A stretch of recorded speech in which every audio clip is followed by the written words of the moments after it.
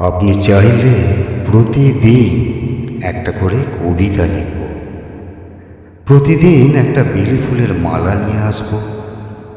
আমি চিৎকার করে বলবো ভালোবাসি। আপনি চাইলে আপনাকে তুমি করে ডাকব, প্রজাপতির পিঠে চড়ে রংধনুর রং নিয়ে আসব। বোকা হব, আপনি যা বলবেন তাই শুনব। আপনি চাইলে নিজেকে বেচে দেব জলের দরে কোনো এক নরপিশাচের কাছে। হারিয়ে যাব পৃথিবীর থেকে অনেক দূরে। আমি তারা হব, আপনার প্রিয় তারা।